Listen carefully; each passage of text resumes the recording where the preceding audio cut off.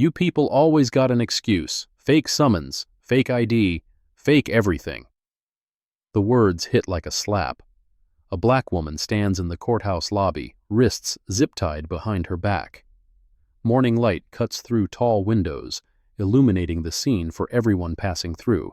Attorneys with briefcases, families clutching subpoenas, clerks frozen mid-stride with coffee cups halfway to their lips. A bailiff's hand grips her shoulder. His knuckles are white. His badge catches the fluorescent light. Holloway. B1142. She doesn't flinch, doesn't raise her voice, just looks at him with an expression that will make sense later, but not yet. Because Brick Holloway has no idea who he's touching. No idea that the woman he's detained, berated, and zip-tied in full view of 40 witnesses is the same woman who signed his appointment letter 18 months ago, the same woman whose signature gave him the authority he's now abusing. The governor of Georgia, and in approximately 6 hours, his career will be over. But right now, in this moment, he believes he's won. He believes he's caught someone. He believes the system that elevated him will protect him from whatever complaint this woman files, if she even bothers to file one. He's wrong about all of it. I said stand still. His grip tightens on her shoulder, fingers digging in hard enough to leave marks. You think you can just walk into a government building with fraudulent documents and we won't notice? The woman, Naomi Price, though he doesn't know her name yet, hasn't bothered to learn it, speaks quietly. My jury summons is legitimate. My identification is valid. You're making a mistake. The only mistake here is yours. Brick leans closer, close enough that she can smell the coffee on his breath, the cheap aftershave, the particular scent of a man who believes proximity is power. Should have stayed home today. Somewhere in the building, a phone vibrates. A name appears on the screen, a name that would change everything if anyone bothered to answer. But the call goes unanswered. And in the lobby of the Fulton County Courthouse, a governor remains zip-tied while the man she appointed decides how much further to push his luck.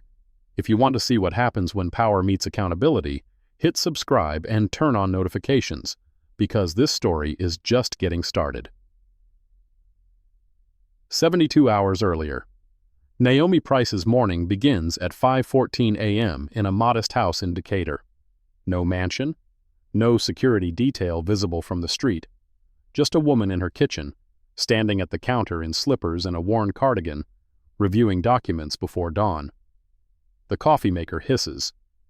She's programmed it to brew at exactly 180 degrees, hot enough to extract properly, cool enough to drink without waiting. The news plays on a small tablet propped against the fruit bowl. Atlanta traffic, weather for the week, a brief mention of a city council vote that didn't go the way certain people wanted. She ignores the news, focuses instead on the folder in front of her. Inside, 18 months of documentation, complaints filed with the Fulton County Courthouse Administration, incident reports that were supposed to be investigated but somehow never were, internal emails obtained through public records, requests that took 6 months to process, statistical analysis showing patterns that anyone paying attention would recognize as discrimination, but that anyone invested in the status quo would dismiss as coincidence. 89.6% of secondary security screenings at the main checkpoint involved non-white individuals, in a building where foot traffic was approximately 52% white. She'd ordered the audit herself, quietly, through the Inspector General's office with instructions to keep the investigation compartmented until findings were complete. The report was scheduled for release in 1 week. But reports were just paper, words on pages that people could dismiss, dispute, explain away. What she needed was evidence that couldn't be explained, couldn't be buried in bureaucratic language and qualified conclusions. What she needed was to see it herself. On the counter, next to the coffee maker, sat a jury summons. Fulton County Superior Court, Juror Number 4471.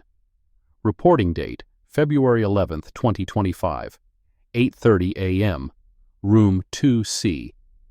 Most people in her position would claim exemption. Governors, like judges and certain other officials, could request release from jury service. It was standard practice. Expected. She'd chosen not to. Her chief of staff had argued against it. Edwin Cole, a man who'd worked in Georgia politics for 30 years and had seen every possible way a situation could go wrong, had stood in her office 2 weeks ago and made his case. Governor, with all due respect, this is unnecessary risk. If anyone recognizes you, no one will recognize me. You've been on television, newspapers. Your face is... My face is one of thousands of black women in this city, Edwin. Without the security detail, without the entourage, without the photographers following me around, I'm just another citizen, and that's exactly the point. He'd sighed. The particular sigh of a man who knew he wasn't going to win this argument, but needed it on record that he'd tried. The IG report drops in a week. If something happens, it becomes evidence. Evidence that matters more than any statistical analysis.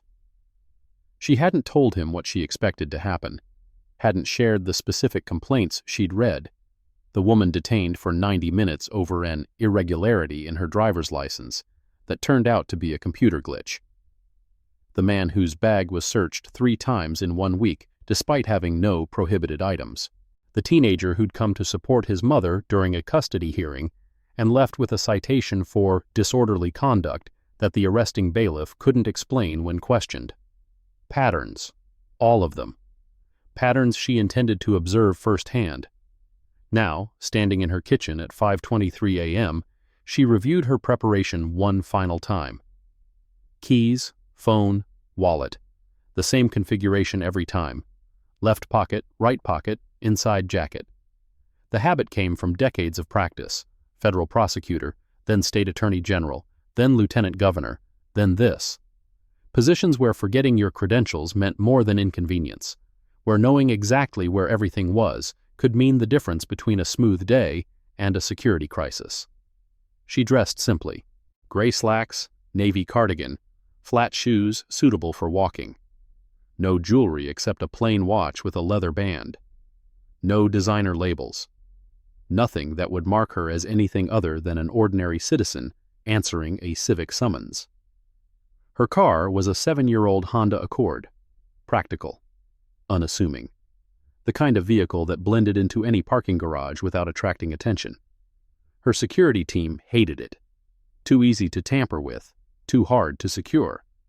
But today, the security team was staying home. By 5:48 a.m., she was on the road. Atlanta in February carried a specific weight. Cold enough for layers, warm enough for movement. The city was already waking, delivery trucks making early rounds, joggers on sidewalks. The first wave of commuters heading downtown. She drove with the radio off, windows cracked slightly, feeling the city she governed from a perspective most governors never experienced. Anonymous, unobserved, ordinary. The parking garage she'd chosen was 3 blocks from the courthouse. Public facility, no validation required, no attendant to recognize her face. She pulled into a spot on the 4th level, gathered her belongings, and walked. The walk took 11 minutes. She counted, because counting was another habit. Prosecutor's training, the need to establish timelines that could withstand cross-examination. 11 minutes from the garage elevator to the courthouse steps. 11 minutes of Atlanta morning, passing food trucks setting up for the lunch rush, attorneys hurrying toward depositions, families clustered outside trying to find the right entrance.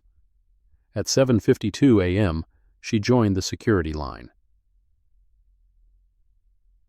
The Fulton County Courthouse security checkpoint operated with the efficiency of bureaucracy given physical form.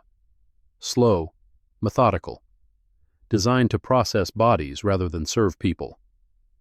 The line snaked through a roped corridor, approximately 40 people deep. Metal detectors ahead, X-ray machines for bags, uniformed personnel stationed at intervals watching the queue with expressions that ranged from bored to suspicious. Naomi took her place behind a young man in an ill-fitting suit who kept checking his phone anxiously. Probably a first-time defendant, she thought. The nervous energy was familiar. She'd seen it in hundreds of courtrooms over her career. Around her, the cross-section of Atlanta waited. Elderly women clutching subpoenas and rosaries. young professionals in business casual trying to look calm, a mother attempting to quiet a restless toddler while managing a diaper bag and what appeared to be court-ordered documentation, a construction worker still in paint-spattered clothes, probably summoned for something he couldn't afford to miss work for. The line moved. Slowly. At 8:03 a.m., a white man in an expensive suit approached the line from behind. His watch probably cost more than most of these people earned in a month. His haircut was fresh, the kind of precision cut that required appointments and tips. Without hesitation, he stepped around Naomi and inserted himself into the line ahead of her. No excuse, no acknowledgement, just the assumption that his time was more valuable, his place more deserved. Nobody objected. The elderly woman ahead of her glanced back but said nothing. The young man in the ill-fitting suit was too absorbed in his phone to notice. The mother with the toddler was focused on keeping her child quiet. Naomi noted it, filed it away, didn't speak. Some battles required immediate engagement. Others required documentation. She was here to document. The line continued forward. At 8:17 a.m., she reached the conveyor belt. She placed her bag on the belt, phone in the plastic bin, keys in the plastic bin, watch removed and placed beside them. The routine was familiar. She'd passed through hundreds of security checkpoints over the years. Courthouses, airports, government buildings, events where her presence required protection. She stepped through the metal detector, clean. No beep. She reached for her belongings. A hand intercepted her. "Ma'am, step aside." The voice came from her left. She turned to see a bailiff, male, mid-40s, built like a man who'd once been athletic but had let maintenance slip. His uniform was tight across the shoulders, loose at the waist. His name badge read Holloway. His expression read calculation. Random secondary screening. Except it wasn't random. She'd watched the line for 23 minutes. 3 people had passed through in the time since she'd entered. 2 white, 1 Asian. None stopped. The pattern was already establishing itself. She didn't argue, didn't sigh, just stepped to the side, toward the secondary screening area, with the patience of someone who understood exactly what was happening and was choosing to let it happen. For now. "This way." Holloway gestured toward a partition that created a semi-private space behind the main checkpoint. Semi-private meaning visible from some angles, hidden from others. No cameras obviously covering the area, though Naomi had already noted the ceiling-mounted security camera 15 feet away, its angle suggesting coverage of the entrance, but not the screening zone itself. Strategic blind spot. Probably not accidental. She stepped behind the partition. Waited. Holloway followed. Behind him, another bailiff, younger, sharper uniform, name badge reading Dane, approached with a clipboard. "ID and purpose of visit." The younger one, Fletcher Dane. His tone was clipped, professional, carrying the particular authority of someone who'd memorized regulations and believed that memorization equaled competence. Jury duty. Naomi retrieved her driver's license and jury summons from her bag. "Here are my documents." Fletcher examined them with theatrical slowness, held the license up to the light, tilted the summons as if checking for watermarks. The performance was obvious, designed to create discomfort, to establish who held power in this interaction. This license was issued in 2019. Georgia licenses are valid for 8 years. And this address, Fletcher pointed at the license. Decatur. You're reporting to Fulton County Superior Court? Decatur is in DeKalb County, but jury service is based on residence within the judicial circuit. Fulton County Superior Court serves the Atlanta Judicial Circuit, which includes portions of DeKalb for certain case types. The answer was precise, technical. The kind of response that came from familiarity with jurisdictional boundaries, familiarity that most civilians wouldn't possess. Fletcher's expression flickered, the micro-expression of someone whose trap hadn't sprung. "Brick." He turned toward the older bailiff. "Got a situation." Holloway approached. His walk was unhurried, deliberately casual, the gait of someone who wanted her to know he wasn't in any rush, that her time didn't matter, that she would wait until he decided she'd waited enough. What's the problem? ID discrepancy. Address doesn't match the summons jurisdiction. This was incorrect. Naomi knew it was incorrect. More importantly, Fletcher knew it was incorrect, but incorrect with enough technical language to sound plausible to anyone who didn't know better. There's no discrepancy. She kept her voice neutral, educational, rather than confrontational. I can explain the jurisdictional. Ma'am, I need you to stay quiet while we verify. Holloway's interruption was smooth, practiced, the verbal equivalent of a door closing. 7 feet away, a sign hung on the partition wall. Naomi had read it during the 23 seconds she'd been standing here. Fulton County, Courthouse Security Procedures. All visitors are entitled to a clear explanation of any security hold. Verification procedures shall not exceed 15 minutes without supervisor notification. Administrative Code Section 4-12-7. She didn't mention the sign. Not yet. Instead, she waited, counted, documented. At 8:24 a.m., 7 minutes had passed. At 8:29 a.m., 12 minutes had passed. At 8:32 a.m., 14 minutes since the screening began, she spoke. It's been 14 minutes. Your posted policy requires supervisor notification at 15. Holloway's jaw tightened. The reaction of a man who wasn't accustomed to having policy cited back to him, who expected compliance, not knowledge.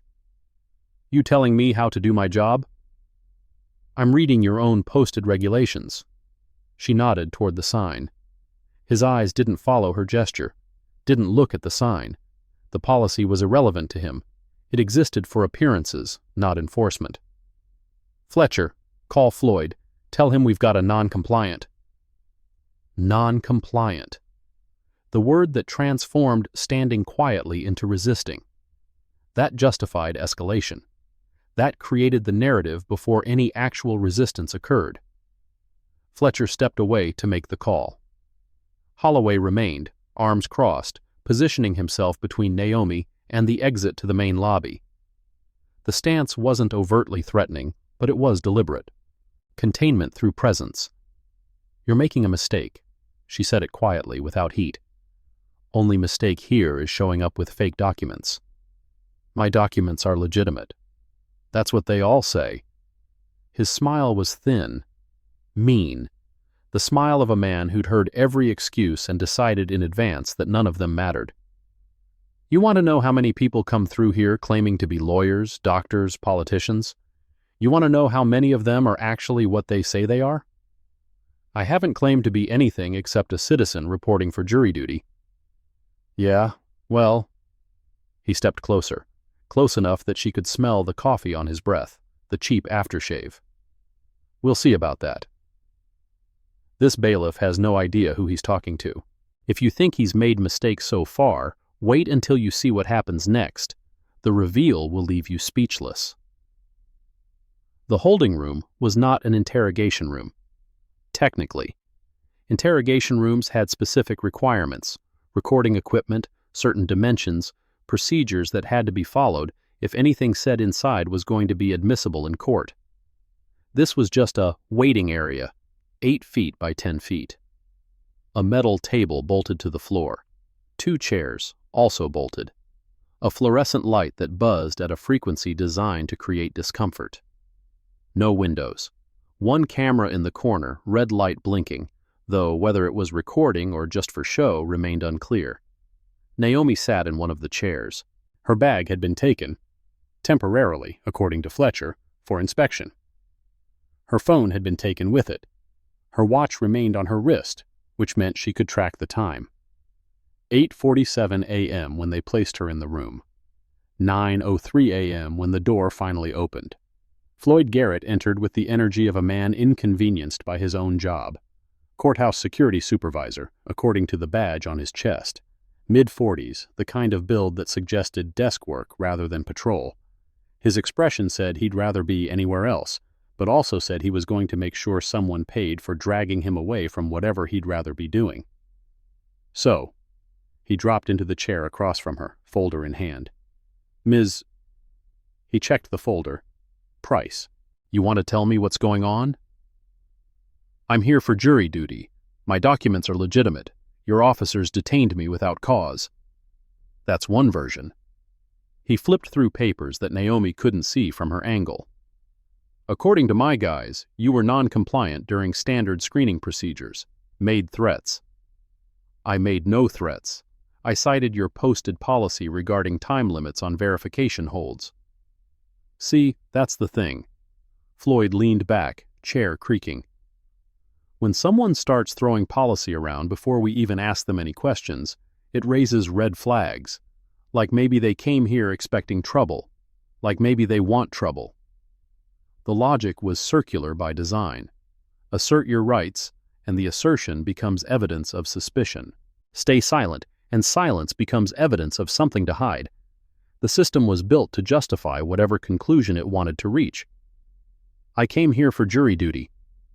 Then why didn't you claim your exemption? The question landed differently than Floyd intended.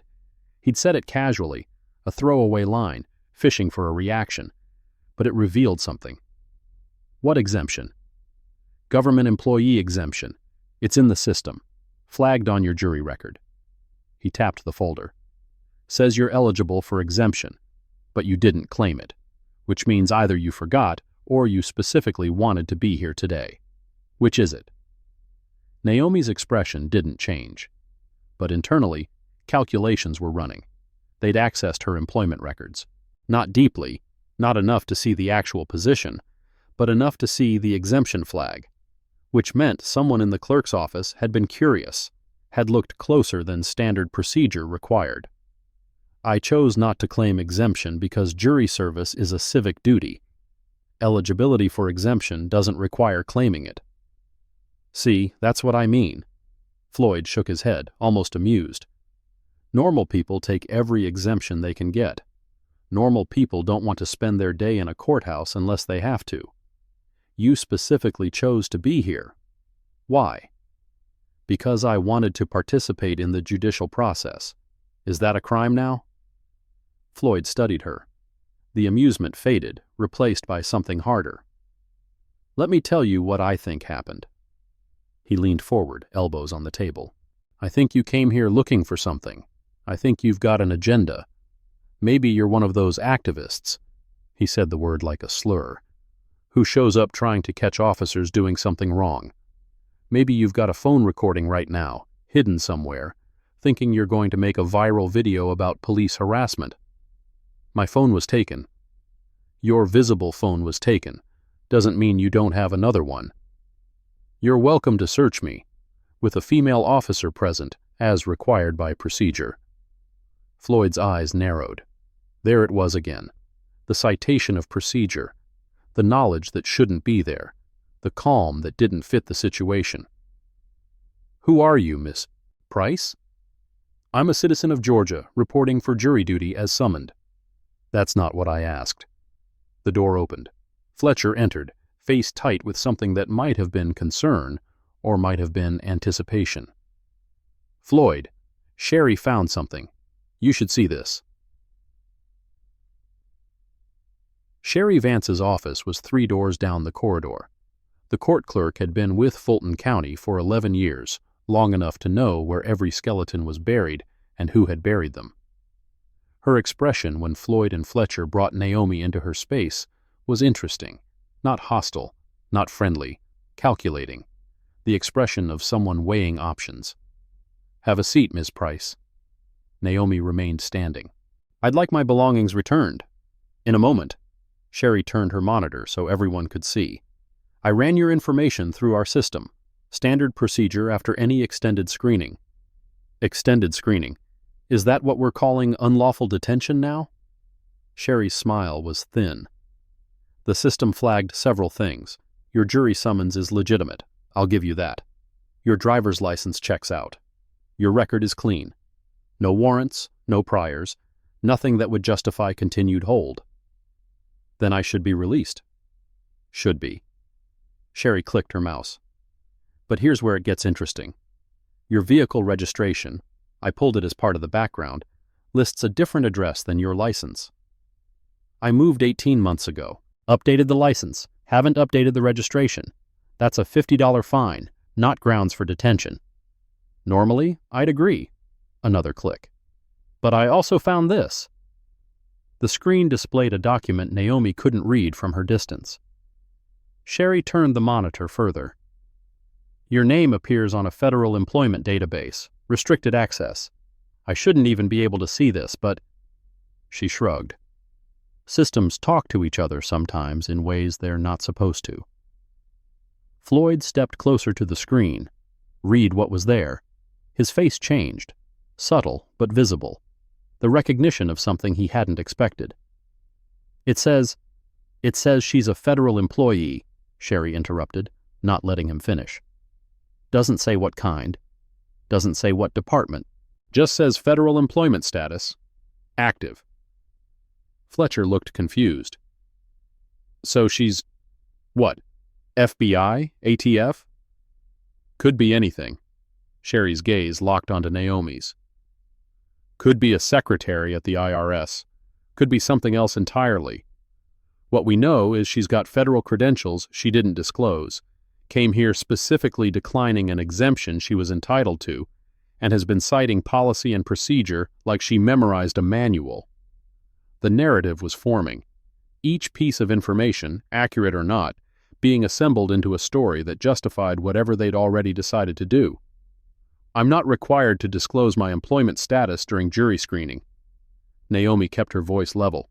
Georgia Code Section 15-12-40 requires only identification and proof of summons. There she goes again. Floyd shook his head. Citing code, like a lawyer, or like someone who's been trained. I can read. Yeah, you can read. Question is, what else can you do? He moved toward her, not quickly, but deliberately, closing the space between them in a way that changed the energy of the room. Sherry's hand moved toward her desk phone. Fletcher shifted his weight, positioned himself between Naomi and the door, though whether to prevent escape or to witness what came next remained unclear. Ms. Price, I'm going to ask you one more time. Floyd stopped 2 feet in front of her, close enough that she had to look up to meet his eyes. Who are you? Really? I've answered that question. Not to my satisfaction. Your satisfaction isn't a legal requirement. His hand came up fast, not to strike, but to grab her arm. The grip was hard, sudden, the kind of contact designed to shock rather than harm. Control through surprise. I think you need to understand something. His fingers dug in, thumb pressing against the inside of her elbow where the nerve cluster was. Pain without marks. Training she recognized. You're in my building. You're dealing with my people. And whatever you think you know about rights and procedures doesn't mean a thing behind closed doors. You understand me? She didn't flinch, didn't pull away. Met his eyes with an expression that was neither fear nor defiance, just patient acknowledgement of exactly what was happening. I understand you're assaulting a citizen in front of 2 witnesses and at least 1 camera. Her voice was quiet, even. I understand you're creating documentation that will be very difficult to explain later.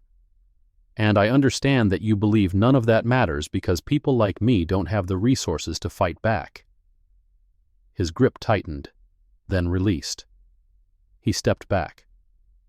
Something in her response had landed, not the words themselves, but the delivery. The absolute absence of intimidation. The calm that suggested she'd been here before, been squeezed by harder men in darker rooms, and walked out intact. Put her back in holding.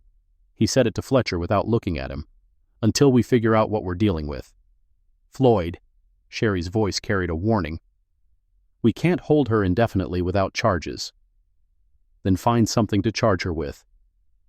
He left the room. The door closed behind him hard enough to rattle the frame. Fletcher looked at Sherry. Sherry looked at the screen. The moment stretched. Then, come with me, Ms. Price. Back to holding. Back to the windowless room with the bolted furniture and the camera that might or might not be recording. She went. Because going was part of the documentation. Because every step they took her, Every minute they held her, every violation they committed, was another piece of evidence in a case she was building in real time. Jepterk. At 10:11 a.m., the door opened again. Not Floyd, not Fletcher, not Sherry. A young man, early 20s, nervous energy visible in the way he held himself, shoulders tight, eyes darting, hands occupied with a folder he kept adjusting. His courthouse ID badge showed his name, Marcus Bellamy, intern, Office of the Chief Judge. Ms. Price? His voice was quiet, checking the corridor before stepping inside. I'm supposed to bring you these. He set the folder on the table. Inside, her driver's license, her jury summons, a receipt for her phone and bag, noting they were being held pending investigation. They're not releasing your belongings yet, but... He hesitated. I thought you should know. I saw what happened at security this morning. I was in line when they pulled you aside. I remember. She'd noticed him. The young man who'd watched the confrontation and hadn't looked away. It wasn't right. What they did. Marcus glanced at the camera in the corner. His position meant his back was to it. Intentional or not, the angle blocked his face from recording. I've seen it happen before, to other people. People who file complaints and then... nothing. The complaints just disappear. Do they? There's a woman who works in records. She showed me once. A drawer full of complaints that never got processed, never got logged in the system. Just paper. Sitting there. Naomi absorbed this. More evidence. More patterns. Why are you telling me this? Marcus straightened the folder on the table, a nervous gesture. Because someone should know, and because... Another glance at the camera. I think you're different. The way you talk. The way you didn't back down. Most people, when Floyd gets in their face like that, they crumble. You didn't. Is that why you're risking your internship to talk to me? The question landed. His expression shifted. The recognition that what he was doing had consequences, that someone had noticed. My cousin, he said quietly. 3 years ago. She came here for a traffic ticket appeal. Left with bruises she never explained to anyone. Filed a complaint that went nowhere. I started working here because I thought, I don't know. I thought maybe I could find out what happened. Find answers. Did you? I found a system. A system that protects itself. A system that... The door opened. Brick Holloway stood in the frame. His expression when he saw Marcus was complicated. Surprise, then calculation, then something colder. Bellamy, you're not supposed to be in here. I was delivering documents, like I was told. By who? Sherry. Brick looked at the folder on the table. At Naomi. At Marcus. The calculation continued, trying to determine if the intern had done anything more than delivery, if conversations had occurred. Documents delivered. Get out! Marcus moved toward the door. As he passed Brick, the older man's hand shot out, grabbed Marcus's shoulder, spun him hard enough to slam him against the doorframe. Hey! You think I don't know what you're doing? Brick's voice was low, meant only for Marcus, but audible in the small room. You think I haven't seen you watching, taking notes, thinking you're going to be some kind of hero? I'm just an intern. You're a problem. And problems get solved. Brick released him with a shove that sent Marcus stumbling into the corridor. Now get back to wherever you're supposed to be, and if I find out you've been talking to anyone about what happens in this building... He let the threat hang, unfinished, more menacing for its incompleteness. Marcus disappeared down the corridor. Brick turned his attention back to Naomi. Making friends, I see. The young man delivered documents, as instructed. Yeah. Brick stepped into the room, closed the door behind him. That's all he did, sure. He pulled the second chair around, positioned it so he was sitting between her and the exit. Close. Too close. The kind of positioning designed to trap. Here's what's going to happen, Ms. Price. We're going to have a conversation. A real conversation. And at the end of it, you're going to tell me who you are, who you work for, and why you're really here. Because that federal employee flag in your file," he leaned forward, "that tells me you're not just some random citizen. That tells me you've got an agenda. And agendas in my building don't stay hidden for long. I've told you who I am. You've told me a name and a story about jury duty, but names lie, stories lie, people lie." His hand moved, reached across the table, grabbed her wrist. The same grip Floyd had used, the same pressure point. This time, he twisted.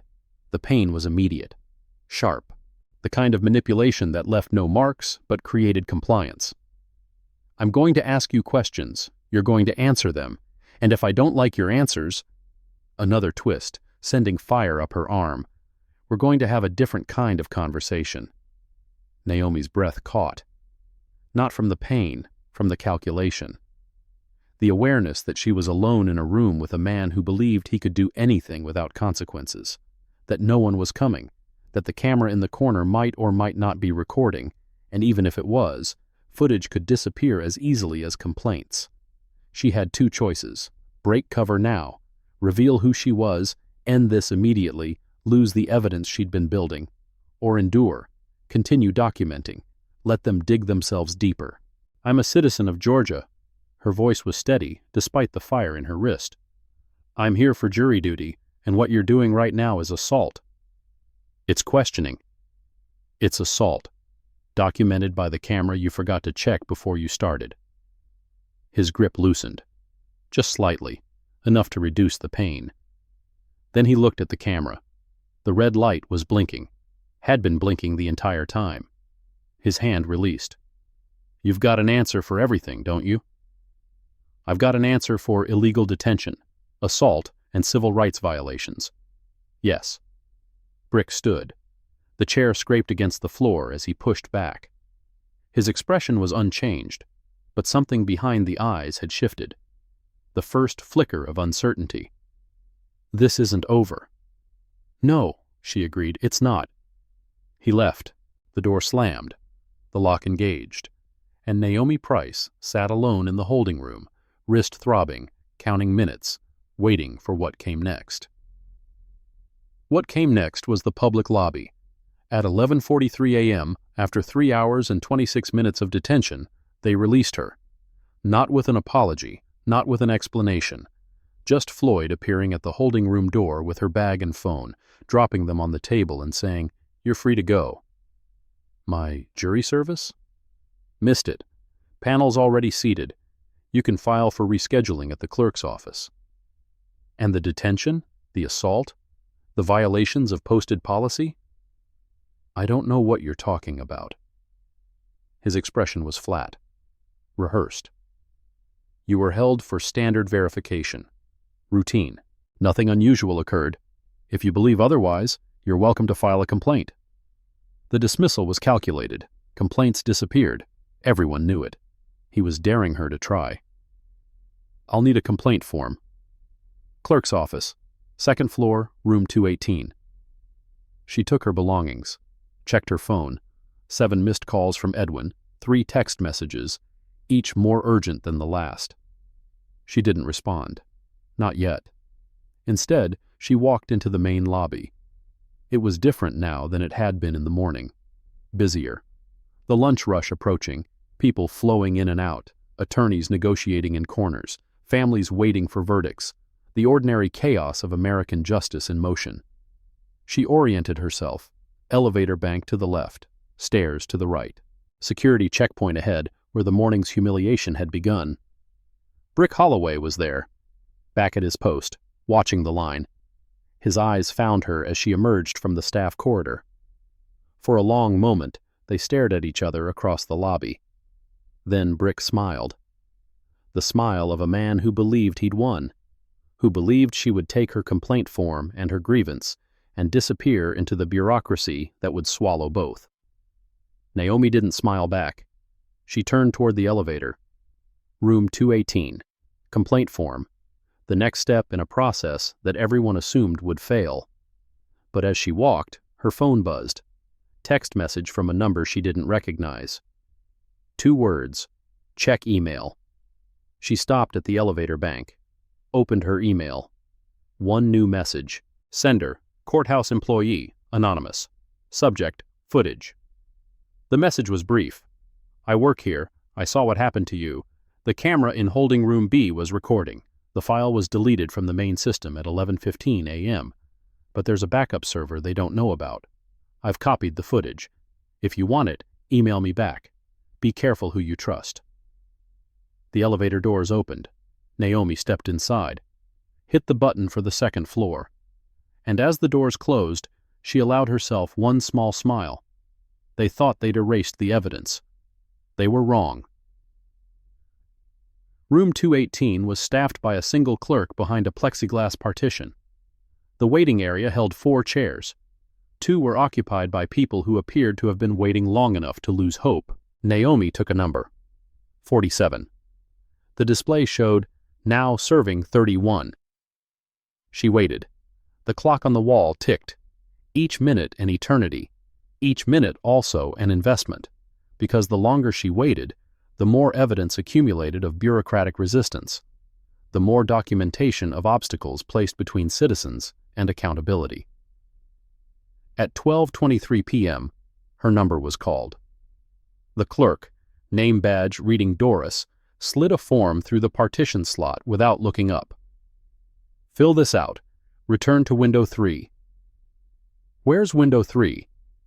4th floor. Office of General Services. That's a different office. That's where complaints go. Naomi took the form, read the title. Courthouse Facility Concern Report. Not complaint, not incident report. Concern. The form itself was a masterpiece of bureaucratic discouragement. Describe your concern in 200 characters or less. Did you feel unsafe? Yes or no? If yes, were you physically injured? Yes or no? Were any employees involved? If yes, please provide employee names. If unknown, please provide physical descriptions.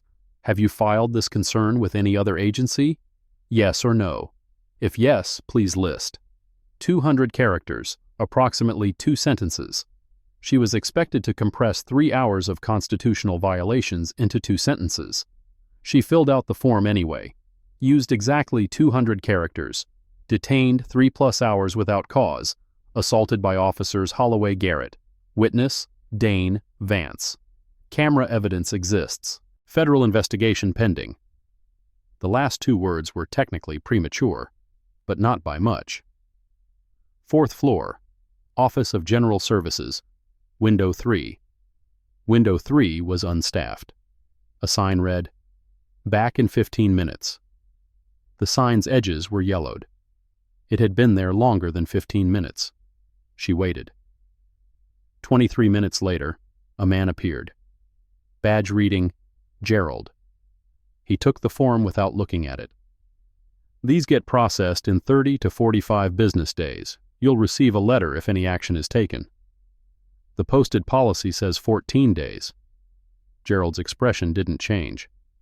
Posted policy is a guideline. Actual processing depends on staff availability. And the security camera footage? I'd like to ensure it's preserved. Footage requests go through a different office. Public Records Request Form, available on the county website. Processing time? 30 business days. Naomi nodded, took the receipt he handed her, a slip of paper with a number that would probably never be called. As she turned to leave, Gerald spoke again. "Ms. Price." She stopped, looked back. "Word of advice." His voice was lower now, almost kind. "Let it go. Whatever happened to you this morning, let it go. People file complaints all the time. Nothing changes. You'll just make yourself a target." "A target for whom?" He didn't answer, just looked at her with the tired eyes of someone who'd seen enough to know how the story ended. She left without responding. In the corridor outside, she pulled out her phone, replied to the anonymous email. "I want the footage. How do I get it?" The response came within 2 minutes. Meet me in the parking structure, level 4, northwest corner, 3 p.m., come alone. At 2:47 p.m., Naomi's phone rang. Edwin Cole. She'd ignored 7 of his calls. Couldn't ignore the 8th. Governor. Not here. She was in the courthouse cafeteria, a noisy space where conversations disappeared into ambient chaos. I'm still at the location. I know. Tabitha's been tracking your complaint filing. Governor, we have a situation. She moved toward a quieter corner, lowered her voice. What kind of situation? The IG report. Someone leaked preliminary findings to the press this morning. Atlanta Journal-Constitution called my office asking about high-profile visitors being mistreated at Fulton County Courthouse. They know something happened. They don't know who, yet. The anonymous email, the backup footage, and now a press leak. Someone inside the courthouse was playing a longer game than she'd realized. Who leaked it? Unknown. But whoever it is, they're trying to get ahead of the story, control the narrative before the official report drops. Or they're trying to help. Silence on the line. Edwin processing. Governor, if your identity becomes public before we're ready, then it becomes public. We adapt. The political implications are secondary to the evidence. What happened to me this morning happens to other people every day, people without resources, without power, without the ability to fight back. The only difference is I can make sure this one doesn't disappear. Another pause. Then, what do you need from me? Contact Tabitha. Tell her to accelerate the IG report release. I want it on desks by tomorrow morning. That's 24 hours ahead of schedule. Then she'd better work fast. She ended the call, checked the time, 2:51 p.m., 9 minutes until her meeting. The parking structure was the same one she'd used that morning. Level 4, northwest corner, away from the elevator and stairwell entrances, a space of shadows and concrete pillars where surveillance cameras were sparse and conversations could happen unobserved. She arrived at 2:58 p.m., positioned herself against a pillar where she could see approaches from multiple angles, waited. At 3:04 p.m., footsteps. Marcus Bellamy emerged from behind a maintenance door. His courthouse ID badge was absent, removed probably to avoid identification if things went wrong. Ms. Price. Mr. Bellamy. She didn't move from her position, kept distance between them. You're the anonymous source. I'm one of them. He held up a flash drive. Small, unmarked, the kind that held gigabytes of information in an inch of plastic. The footage from Holding Room B, time-stamped, authenticated, showing everything that happened from 8:47 a.m. to 11:42 a.m., including the part where Brick Holloway assaulted you. How did you get access to backup servers? I interned in IT before I transferred to the Chief Judge's office. My credentials were never properly revoked. A ghost of a smile. Sometimes systems have redundancies the administrators don't know about. Naomi studied him. Young, nervous, but something else too, the particular determination of someone who'd been waiting for this moment longer than today. Your cousin. His expression shifted. Vulnerable, suddenly, real.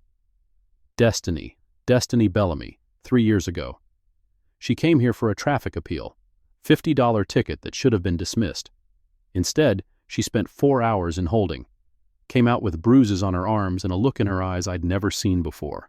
She wouldn't tell anyone what happened, filed a complaint that disappeared, changed after that, moved out of state, won't come back to Atlanta, not even for holidays. And you came here looking for answers. I came here looking for evidence that what happened to her wasn't isolated, that it was part of something bigger, a pattern. He held out the flash drive.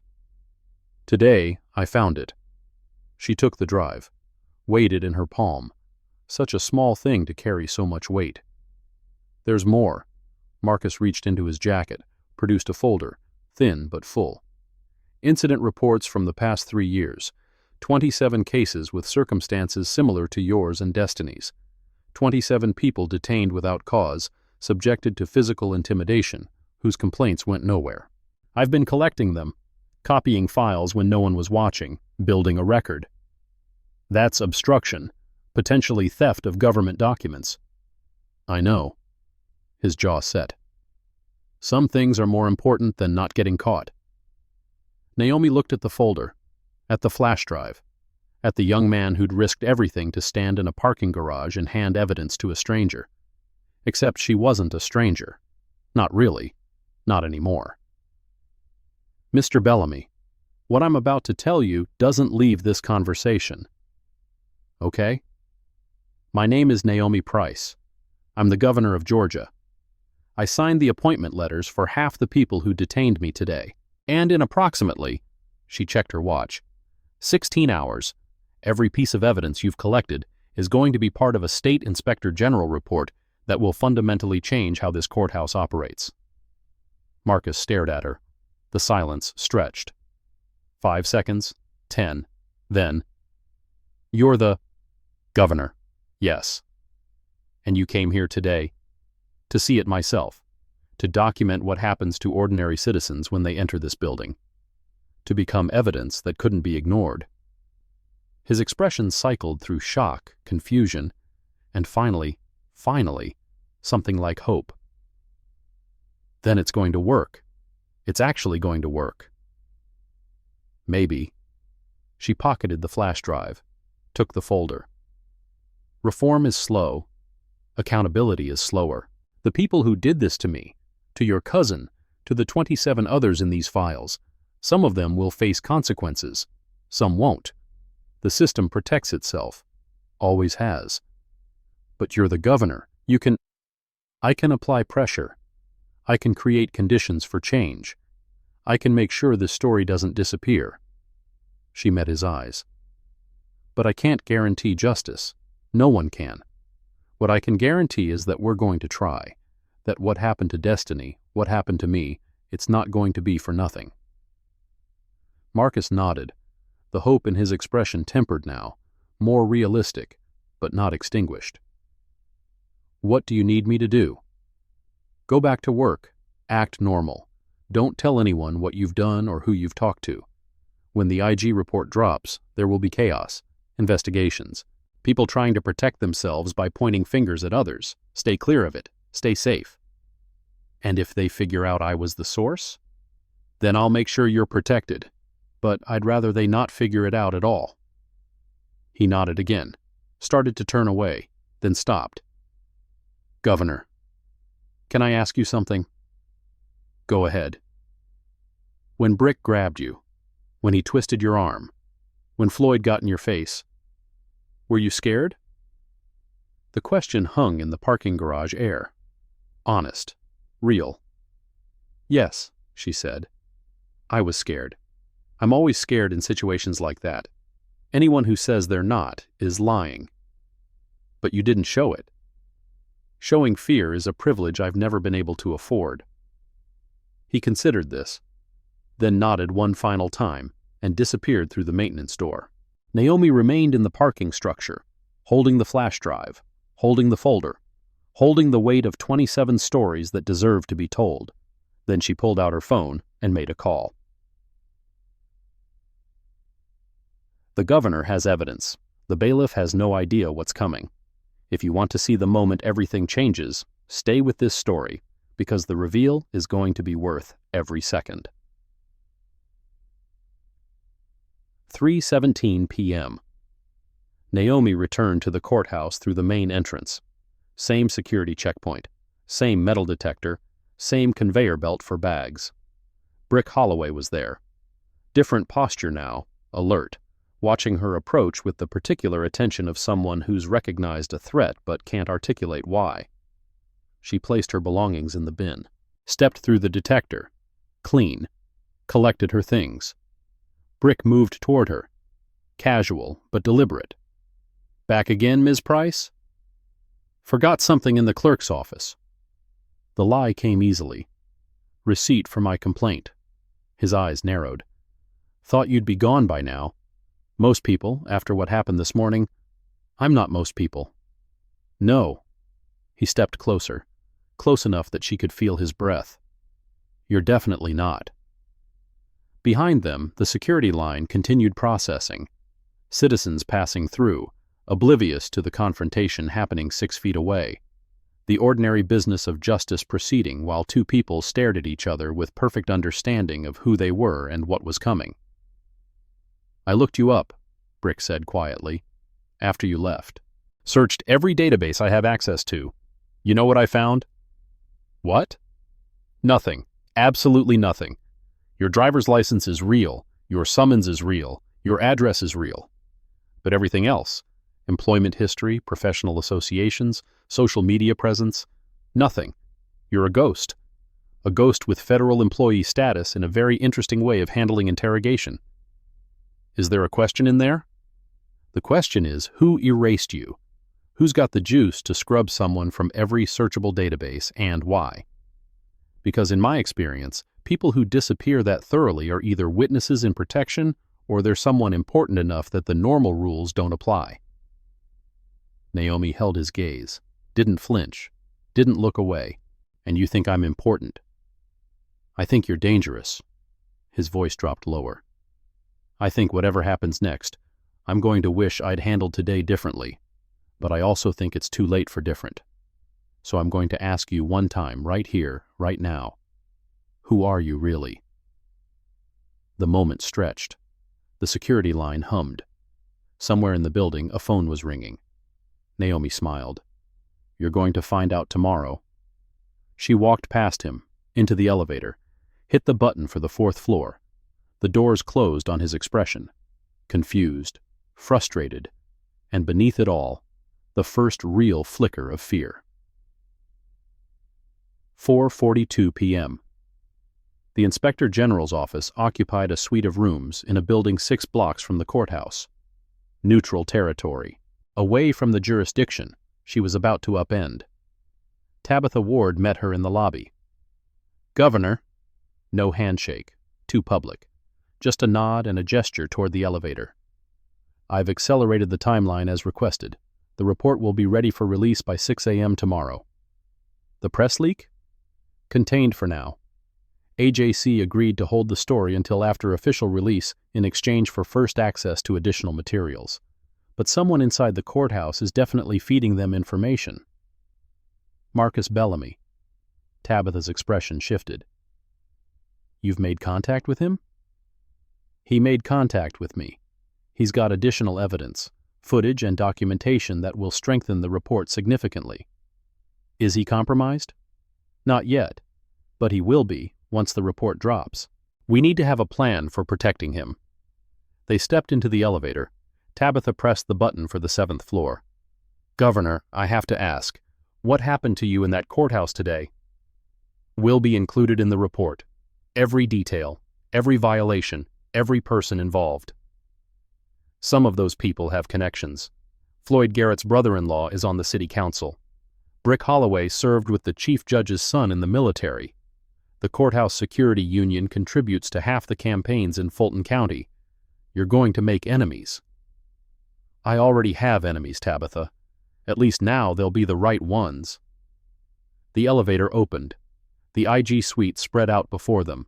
Cubicles, conference rooms, the organized chaos of investigators preparing to drop a bombshell. "Show me the report." The report was 147 pages. 18 months of investigation compressed into documentation that would reshape how Fulton County conducted security operations. Key findings: 89.6% of secondary screening interventions involved non-white individuals, a statistical impossibility without discriminatory practice. 43 formal complaints filed in the past 3 years had been lost or improperly processed, never entering the official system. 14 courthouse security personnel had documented histories of excessive force complaints from previous employment, information that should have disqualified them during hiring but was never reviewed.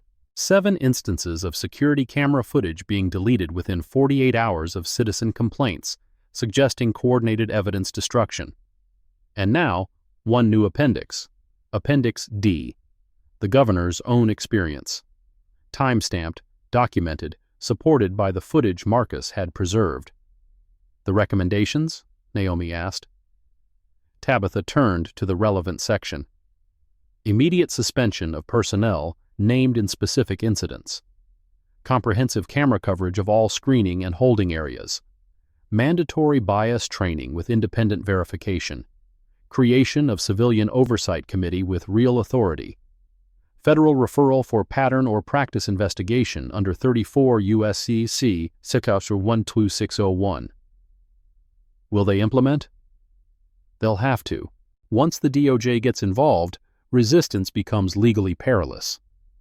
Naomi nodded, turned to the window. Atlanta spread out below, the city she governed, the city that was about to learn something about itself. Tomorrow morning, 6 a.m. release. I want every news outlet, every council member, every judge in Fulton County to wake up to this. They will. And Brick Holloway? He'll be suspended by noon. Fletcher Dane transferred. Floyd Garrett placed on administrative leave. Chief Judge Mercer will face questions he won't be able to answer. It's not enough. It's a start. Tabitha closed the report. The system doesn't change overnight, Governor. You know that better than anyone. It changes through pressure, documentation, and persistence. Today, you created pressure. Tomorrow we release documentation. Persistence, that's the work of months and years ahead. Naomi watched the city lights beginning to flicker on as evening approached, the sunset painting the skyline in colors that looked almost hopeful. What about the anonymous tipster, the one who leaked to the AJC before I even filed my complaint? Tabitha shook her head. Still unidentified. Whoever they are, they have access to internal communications and timing that suggests significant placement within the courthouse system. Could be anyone from a senior clerk to a judge's staff member. They're on our side? They're on someone's side. Whether that's ours remains to be seen. The phone in Tabitha's pocket buzzed. She checked it. Her expression changed. Governor, we have a problem. What? Brick Holloway just filed a counter-complaint. Against you, for... She read from the screen. Threatening behavior, obstruction of security procedures, and making false statements to courthouse personnel. The audacity of it took a moment to process. A man who had assaulted her, detained her illegally, and conspired to destroy evidence was now claiming victimhood. He's trying to get ahead of the story. He's trying to create a he-said-she-said situation. If he can establish doubt about your credibility before the report drops, he can't. We have footage. He doesn't know that. Naomi turned from the window. Her expression was calm, but underneath something harder had crystallized. The patience she'd maintained throughout the day giving way to something more active, more dangerous. Release the report tonight. Governor. 6 p.m. Primetime news. Before he has a chance to build his narrative. That's less than 90 minutes. Then we'd better move fast. 5:47 p.m. The press release went out at exactly 6 p.m. Every major news outlet in Atlanta, every political reporter in the state, every advocacy organization that had been waiting for something like this. Georgia Inspector General report, systemic civil rights violations at Fulton County Courthouse. Governor Price personally detained and assaulted during undercover audit. The headline exploded across social media. Within 20 minutes, Naomi's name was trending. Within 40, reporters had gathered outside the IG office. Within 60, Brick Holloway's attorney was demanding a retraction. But the footage was already out, time-stamped, authenticated, showing every moment of his assault, his threats, his confident certainty that no one would ever know. At 6:42 p.m., Naomi stood at a podium in the IG office lobby, facing cameras and microphones and the questions that would define the next several months of Georgia politics. Today, I experienced what many citizens of this state experience every day: discrimination, intimidation, and abuse of authority by those sworn to protect the public. The only difference between my experience and theirs is that I had the resources and position to ensure it was documented. Most don't. Questions flew. She answered them with the precision of someone who'd spent decades in courtrooms. Governor, Why didn't you identify yourself? Because I wanted to see how courthouse security treats ordinary citizens. The answer, unfortunately, was exactly what our investigation suggested. Governor, Brick Holloway claims you made threats against him. How do you respond? I'd encourage anyone who believes that claim to watch the footage. I was detained without cause, assaulted on camera, and held for over 3 hours. At no point did I make any threat. At every point, I identified myself simply as a citizen exercising my right to jury service. Governor, some are saying this was a political stunt designed to... Some people will say anything to avoid accountability. The evidence speaks for itself. The patterns documented in this report span 3 years and affect hundreds of citizens. This is not about politics. This is about whether the institutions we fund with public money serve the public or protect their own. The press conference continued for 43 minutes. By the time it ended, the first calls for Brick Holloway's termination were already circulating on social media. By 9 p.m., Floyd Garrett had been suspended pending investigation. By 11 p.m., Chief Judge Raymond Mercer had announced his retirement, effective at the end of the fiscal year. But not everyone was surrendering quietly. 11:47 p.m. Naomi's phone buzzed. Unknown number. Text message. You think you've won. You haven't. The system protects its own. And now you're the target. She stared at the message. Read it twice. Then a second message. Check on your boy Marcus. He's not as safe as he thinks. Her blood went cold. She dialed Marcus Bellamy's number. It rang 4 times. 5. 6. Went to voicemail. Tried again. Same result. Tried a third time. This time, someone answered. But it wasn't Marcus. Miss Price? Or should I say Governor?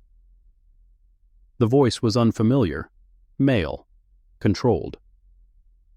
Your young friend is fine, for now, but he's accumulated some concerning debts, the kind of debts that have a way of becoming very public very quickly. Who is this? Someone who's been watching this situation unfold with great interest. Someone who recognizes that you've started something you can't finish, and someone who wants you to understand that the courthouse is just the beginning. The network runs deeper than you know. If you've harmed Marcus, harm is such a strong word, let's call it persuasion. He's being persuaded right now to reconsider his cooperation with your investigation. The evidence he gave you, it can be explained, contextualized, made to look like the work of a disgruntled employee with a grudge. The footage is authenticated. Authentication can be questioned. Chain of custody can be compromised. Expert witnesses can disagree. You know how this works, Governor. You've been in enough courtrooms. Evidence is only as solid as the system processing it. And this system, a pause, waited, is very good at processing evidence in ways that serve its interests. Naomi's hand tightened on the phone, the calm she'd maintained all day beginning to crack. What do you want? I want you to consider whether one day's victory is worth years of war. The people you've exposed today will face consequences. Some will lose jobs. Some will face investigations. But the system they were part of, that doesn't disappear because you've shined a light on it. It adapts. It moves. It finds new ways to protect itself. I'll take that risk. Will you? The voice dropped lower. Because the risk isn't just yours. It's Marcus Bellamy's. It's the other sources who've helped your investigation. It's your own staff, your own family, everyone connected to this crusade. Systems don't just protect themselves, Governor. They punish those who threaten them. Threats won't stop me. I'm not threatening. I'm educating. A sound in the background. Another voice, muffled. Your young friend is going to make some different choices now. Choices that will complicate your narrative. When he retracts his cooperation, and he will, the question becomes, how much of your evidence depends on his testimony? The line went dead. Naomi stood in her home office, phone in hand, processing what had just happened. The system was fighting back. The network Whatever it was, whoever was part of it, was mobilizing to protect itself. She dialed Edwin Cole. "Governor, we have a problem." "Get it." 12:17 a.m. The phone call had ended, but its echo remained. A cold presence in Naomi's chest, spreading outward like ink in water. She stood in her home office, staring at the device in her hand as if it might offer more information. It didn't. The screen showed only, "Call ended." Unknown number. Marcus Bellamy was in danger, or already compromised. Or worse. She dialed his number again. 1 ring, 2, 3, 4. The voicemail greeting, his voice, cheerful and professional, recorded in some safer time when courthouse internships were about career advancement rather than survival. She hung up without leaving a message. Edwin Cole arrived 23 minutes later, still wearing the suit he'd put on 18 hours earlier. His face showed the particular exhaustion of someone who'd been managing a crisis while watching it multiply. "Tell me everything." Naomi played him the recording she'd made of the phone call. The unknown voice, the threats, the references to a network that ran deeper than courthouse security. When it ended, Edwin was silent for 11 seconds. She counted. "We need to find him. I've tried his phone 6 times. Nothing." "Then we send someone. State troopers. Welfare check. And signal to whoever's watching that we're panicking?" Naomi moved to the window, looked out at the dark streets of Decatur. "That's exactly what they want. They want us reactive, making mistakes, showing weakness." "Then what do you suggest?" She turned back to face him. "Marcus isn't our only source. The anonymous tipster who leaked to the AJC before I even filed my complaint, they're still out there, still inside the system. If the network is mobilizing, they'll know. You want to trust an anonymous source with a man's life? I want to use every resource available, including sources who've proven their value." She opened her laptop. The encrypted email application loaded slowly. Extra security meant extra processing time. She composed a message, urgent, contact from unknown party threatening source protection. Marcus Bellamy potentially compromised. Need information on network operations and any leverage being applied to witnesses. Respond immediately. Sent. The screen showed the message disappearing into encrypted channels, bouncing through servers on 3 continents before reaching its destination. They waited. Edwin paced. Naomi sat motionless, watching the screen with the patience of someone who'd spent decades in courtrooms waiting for verdicts. At 12:31 a.m., a response. "Bellamy is safe. Moved him to secure location 2 hours ago when I detected network mobilization. They don't know yet. Operating on outdated information." The threat call was designed to rattle you into mistakes. Relief flooded through her. Brief, incomplete, but real. The real threat isn't Marcus. It's what's in the files he gave you, specifically Complaint 2022-1847. Look closer. The signature, the date, the pattern. Naomi pulled up the folder Marcus had provided. 27 incident reports, each one a story of violation and dismissal. She scrolled until she found it. Complaint 2022-1847. Complainant, Angela Whitmore. Accused, Floyd Garrett. Incident, secondary screening escalation resulting in physical detention. Bruising documented at local emergency room. Complaint filed February 14, 2022. Withdrawn, February 17, 2022. But there was a handwritten note attached, scanned, slightly blurry, but legible. Settled privately. No further action required. R.M. Raymond Mercer. The Chief Judge. Naomi's voice was quiet, processing implications. He signed off on burying this complaint. Edwin leaned over her shoulder, reading. That changes the scope of everything. It changes everything. Another message from the anonymous source. Mercer didn't just sign off. He coordinated. His office controlled complaint routing for 3 years. Every report that disappeared went through his staff first. The network isn't security personnel, it's judicial, and it's connected to money you haven't traced yet. Follow the campaign contributions. Follow the real estate. Follow the consulting contracts. The courthouse is just the surface. Naomi stared at the screen. The scope of what she was facing had expanded dramatically in the past 5 minutes. This wasn't a few corrupt bailiffs exploiting their positions.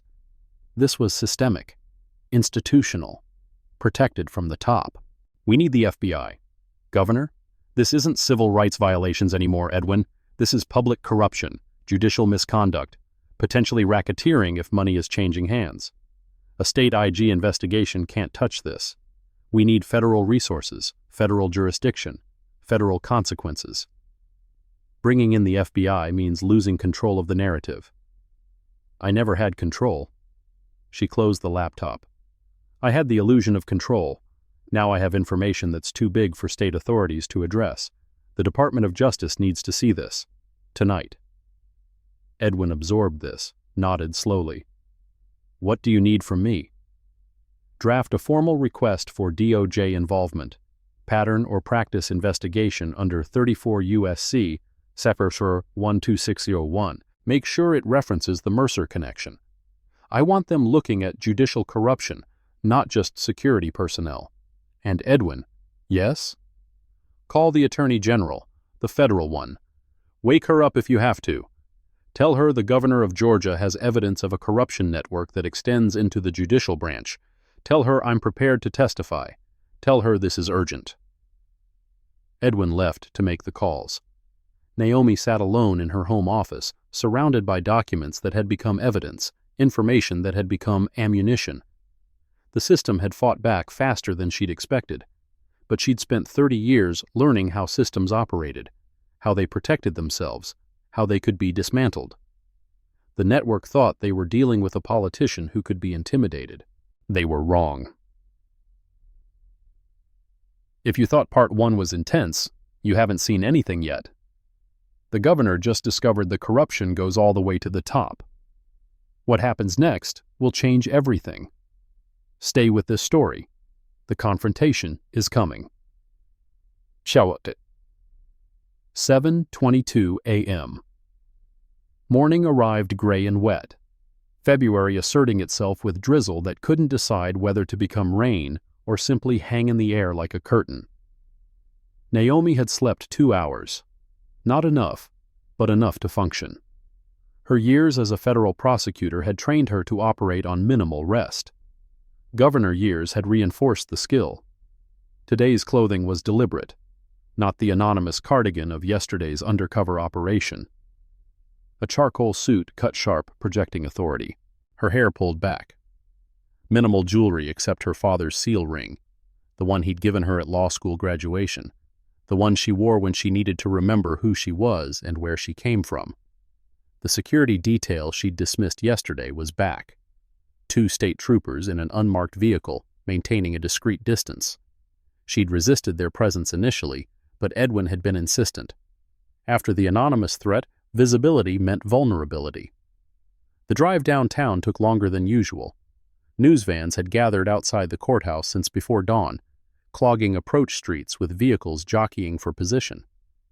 Her driver took an alternate route, approaching from the building's rear. At 7:48 a.m., she stepped out of the vehicle.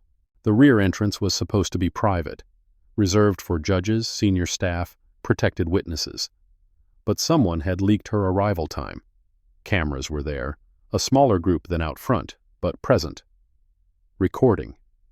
She walked past them without comment, through the security door, into the corridor that led to administrative offices. Tabitha Ward was waiting. "Governor, we have developments." "Walk with me." They moved through the corridor, voices low, footsteps echoing against marble floors. Marcus Bellamy surfaced at 6:14 a.m. He's safe. Whoever your anonymous contact is, they placed him in a hotel room under an assumed name 2 hours before the threat call reached you. The network is operating on outdated intelligence. His evidence? Preserved. Multiple copies in multiple secure locations. Whatever they threatened, it didn't work. And the network's response to our DOJ request? That's where it gets complicated. Tabitha handed her a folder as they walked. At 5:30 this morning, an attorney named Preston Hale filed an emergency motion to seal the IG report. He's representing Brick Holloway, Floyd Garrett, and, she paused, Chief Judge Raymond Mercer. Mercer, he announced retirement. Announced, not effective. He's technically still Chief Judge for 4 more months, and as Chief Judge, he controls case assignments within the courthouse. Including emergency motions filed on his own behalf? He assigned this one to Judge William Crane. Crane was his law clerk 15 years ago. They golfed together every other weekend. The corruption layering on corruption. Each revelation exposing another connection, another protection mechanism. What grounds is Hale claiming? Privacy concerns, unverified allegations damaging reputations. He wants a 30-day seal while factual accuracy is reviewed. 30 days, long enough to destroy evidence, pressure witnesses, coordinate stories. Exactly. They reached the elevator bank. Naomi pressed the button for the 4th floor. The DOJ motion? Filed at 7:31 a.m. with the federal magistrate in the Northern District. Emergency review is happening now. We're in a race. Crane's hearing is at 9. If the federal intervention order comes first, Mercer's motion dies. If Crane rules first, we're in appeals for weeks. The elevator doors opened. They stepped inside. Who's watching the federal magistrate? I have someone monitoring the electronic docket. We'll know the moment anything is filed. The elevator rose. 4th floor. The doors opened onto a corridor buzzing with activity. Clerks, attorneys, reporters who'd somehow obtained building access, all moving with the energy of people who knew history was happening. And at the far end of the corridor, standing outside the administrative suite, like a guard dog at a gate, Brick Holloway. So, he wasn't in uniform. Suspended officers didn't wear uniforms, but he wore the stance of a man who still believed he belonged. Feet planted, arms crossed, jaw set, radiating defiance like heat from pavement. Behind him stood Preston Hale, the attorney. Mid-50s, silver hair, $5,000 suit that communicated every penny of its cost. His expression was professional where Brick's was personal, but his eyes carried the same message. You're not welcome here. Governor Price? Hale stepped forward, extending a hand she didn't take. I was hoping we could speak privately before the hearing. We can speak at the hearing. A private conversation might serve everyone's interests more effectively. I disagree. She moved to step past him. Brick shifted, not blocking the corridor completely, that would be too obvious, but creating an obstacle. A statement. Mr. Holloway, her voice was ice. You're suspended pending investigation. You shouldn't be in this building. I have a right to attend legal proceedings affecting me. Legal proceedings happen in courtrooms. This is an administrative corridor. I'm here with my attorney. His eyes held hers. Unless you want to arrest me for walking down a hallway. The tension crackled. Cameras at the end of the corridor were already rolling. Someone had tipped them off. Every word was being recorded. Hale intervened smoothly. Governor, my client has every legal right to be present. If you have concerns, we can address them before Judge Crane. Judge Crane. Naomi let the name hang. The judge assigned by the defendant in the case. Assigned before the defendant's supposed recusal. That's not procedure, Mr. Hale. That's theater. If you have concerns about judicial assignment, there are proper channels. There are, and I'm using them. She met his eyes. The Department of Justice filed a motion to intervene 18 minutes ago. Your hearing may not happen at all. The flicker in Hale's expression was brief but visible. He hadn't known, hadn't anticipated federal response that fast. Federal intervention requires a finding of federal interest. 1 day's incident, 18 months of documented civil rights violations, 43 buried complaints, 14 security personnel with undisclosed excessive force histories. and a chief judge who signed off on burying every complaint that crossed his desk. Naomi stepped closer to Hale, close enough that he had to tilt his head to maintain eye contact. This isn't one incident. This is a pattern, and patterns fall under 34 U.S.C. Section 12601, federal jurisdiction, federal consequences. Brick had been watching this exchange with rising anger. His hands, at his sides, were clenched into fists. The restraint was visible, the effort it took not to do something he'd regret. "You think you've won." His voice was low, meant only for her. "You think because you're governor, because you've got cameras and reports and federal friends, that this is over. Is that a threat, Mr. Holloway?" "It's a fact. Systems don't change because one person has a bad day and makes noise. Systems protect themselves. They outlast governors. They outlast investigations. They outlast everything except the people who know how to work within them." "Then I suppose we'll see who outlasts whom." She stepped around him, deliberately close, forcing him to move or make contact. He moved. Barely. His shoulder brushed hers as she passed. Intentional, a physical assertion of presence. She didn't react, didn't acknowledge, just kept walking. Behind her, Hale was already on his phone, speaking in urgent tones to someone on the other end. The confrontation had lasted 2 minutes, but it had established something important. Neither side was backing down. 8:41 a.m. The federal magistrate ruled. Naomi received the notification on her phone while sitting in an administrative conference room, surrounded by staff and attorneys, and the particular tension of people waiting for news that would determine everything. DOJ motion granted. Federal intervention authorized under 28 U.S.C. Sector 22201 and 34 U.S.C. Sector 12601. All state proceedings related to Fulton County Courthouse operations suspended pending federal review, case transferred to Northern District of Georgia. The relief that swept through the room was immediate. Exhaled breaths, handshakes. Someone started to applaud before catching themselves, but Naomi didn't celebrate. "Governor." Tabitha moved to her side. "DOJ wants to speak with you directly. They're sending a team from Washington. Arrives tonight." "Who's leading?" "Deputy Assistant Attorney General for Civil Rights, Veronica Chen. She led Ferguson after Michael Brown, Baltimore after Freddie Gray. If there's a pattern to find, she finds it." "Good. What do they need from us?" "Everything. Every document, every communication, every piece of evidence Marcus provided. They want formal interviews with you, with Marcus, with anyone who witnessed violations." Naomi nodded. This was what she'd wanted. Federal resources, federal authority, federal consequences. But federal involvement also meant federal control. The investigation was no longer hers to direct. "What about Mercer, Hale, Holloway?" "They'll be notified within the hour. Federal investigation means they're subjects now, not just defendants in a state complaint. Different rules, different stakes." The conference room door opened. An aide entered, expression tight with urgency. "Governor, there's a situation at the main security checkpoint."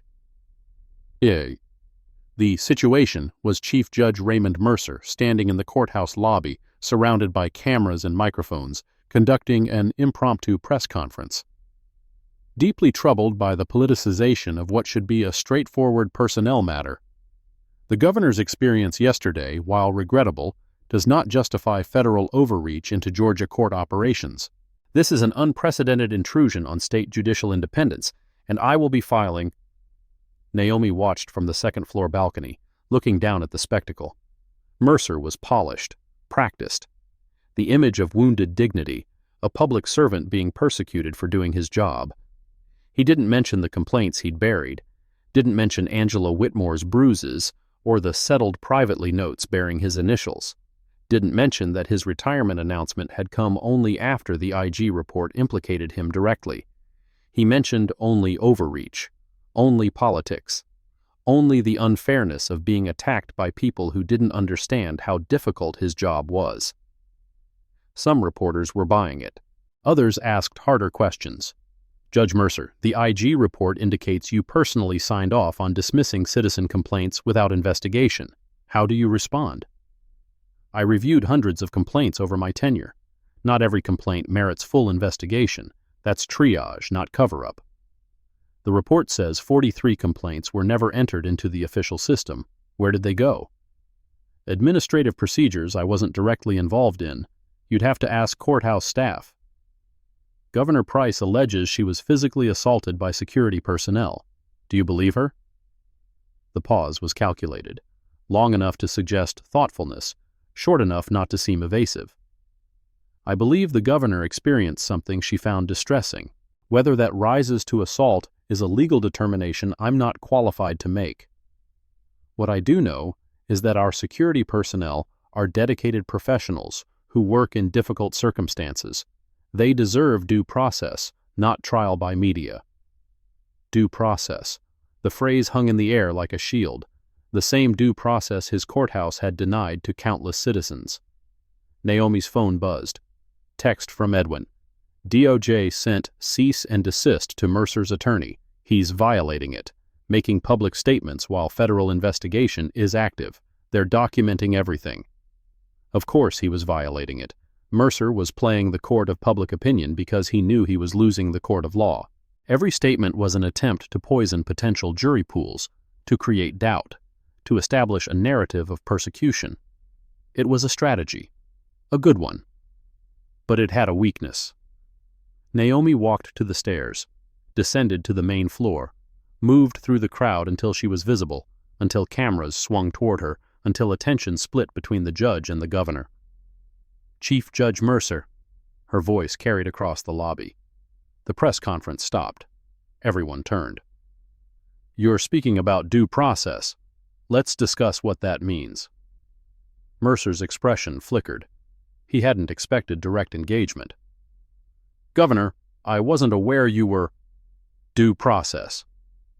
She stepped closer, close enough for cameras to capture both faces. The right to a fair hearing, the right to confront accusers, the right to examine evidence. She let each phrase land. Angela Whitmore filed a complaint against Floyd Garrett in 2022. Where was her due process when you dismissed it without investigation? Mercer's face tightened. I don't recall specific... Complaint number 2022-1847, your handwritten note on the dismissal form. She held up a document, enlarged, visible to cameras. Settled privately, no further action required. Your initials, RM. The reporters were scribbling, phones recording, the controlled narrative cracking. There's no record of any settlement, Naomi continued. No documentation of private resolution, just your signature and a complaint that vanished. That's a personnel matter. Marcus Bellamy, Destiny Bellamy, James Washington, Patricia Torres, Darnell Hughes. She listed the names slowly. All filed complaints, all dismissed, all with RM on the dismissal forms. This is inappropriate. What's inappropriate is a chief judge using his position to protect officers who violated citizens' rights. What's inappropriate is standing before cameras claiming due process, while you denied that same process to everyone who tried to hold your courthouse accountable. Mercer's composure was crumbling, the smooth, judicial demeanor giving way to something raw. You're making accusations you can't prove. I have 43 files that prove them. The Department of Justice has copies. And as of 8:41 this morning, every document, every email, every internal communication from the past 3 years is subject to federal subpoena. She paused. Whatever you deleted, and we know things were deleted, they're going to find it. Whatever stories you coordinated, they're going to unravel them. Whatever network you've been protecting... She let the word hang. It's over. The silence that followed was absolute. Mercer opened his mouth to respond. Nothing came out. Preston Hale physically interposed himself between his client and the cameras. My client has no further comment. Questions should be directed to my office. He steered Mercer toward the elevator bank. Mercer went without resistance. The fight drained from him, at least for now. Naomi watched them go, then turned to face the cameras. I have a statement. This is the turning point. The governor just confronted the man who protected her attackers in front of the entire nation. What comes next will determine whether the system changes or protects itself like it always has. Stay with this story. The truth is coming out. The statement was brief, factual, devastating. Over the past 18 months, the Georgia Office of Inspector General has documented a pattern of civil rights violations at the Fulton County Courthouse. Yesterday, I experienced those violations firsthand. Today, the United States Department of Justice has opened a formal investigation. I want to be clear about what this investigation is and what it isn't. It is not political. It is not personal. It is not about me. What happened to me happens to citizens every day, people without resources or position to fight back. This investigation is about them, about the Angela Whitmores and Destiny Bellamy's who trusted this system and were betrayed. I call on every person who has experienced discrimination, intimidation, or abuse at this courthouse to contact the Department of Justice Civil Rights Division. Your story matters. Your complaint matters. And to those who participated in these violations, whether actively or by looking the other way, accountability is coming, not because I'm governor, because justice requires it. She took no questions, turned and walked back into the building. Behind her, the cameras kept rolling. The story kept spreading. 47 million views and climbing. The nation was watching. 1:14 p.m. The confrontation Naomi expected came sooner than anticipated. She was in a third-floor conference room, reviewing documents with Tabitha, when the door burst open. Not knocked. Burst. Brick Holloway filled the doorway. His face was red, veins visible at his temples, every line of his body radiating barely contained fury. "You think you can destroy my life and just walk away?" Tabitha stood immediately, reaching for her phone. "Security. Stay out of this." Brick's attention was locked on Naomi. "This is between me and her." Naomi remained seated, calm. "Mr. Holloway, you're in violation of your suspension terms by being in this building. You're also in violation of the federal cease and desist order by approaching me directly." "Violations?" He laughed, a harsh, bitter sound. "You want to talk about violations? I gave 20 years to this courthouse. 20 years of keeping people safe, maintaining order, doing the job nobody else wanted to do. And you walk in here for one day, and decide to burn everything down. I walked in here and was assaulted, illegally detained, and had my civil rights violated. Your own security cameras documented it. Those cameras show a woman who refused to comply with lawful orders, a woman who cited regulations like she was trying to trap us, a woman who came here looking for trouble." He stepped further into the room. "You weren't a citizen doing jury duty. You were a politician running an operation." "I was a citizen. The fact that I'm also a politician doesn't change what you did to me." "What I did?" His voice rose. "I did my job. I screened a suspicious individual. I followed procedure. You twisted my arm hard enough to leave marks. That's not procedure. That's assault. That's control of a non-compliant subject. I was compliant. I answered every question. I provided every document. The only thing I did was cite your own posted policies, and that made me suspicious?" Brick's hands were shaking now, the rage building to something dangerous. "You people always know the rules when it suits you, always ready with some code or statute. But you never think about what we deal with, the threats, the crazies, the people who walk in here with bombs in their bags and murder in their hearts. We keep this building safe. We keep people like you alive. And this is the thanks we get? People like me?"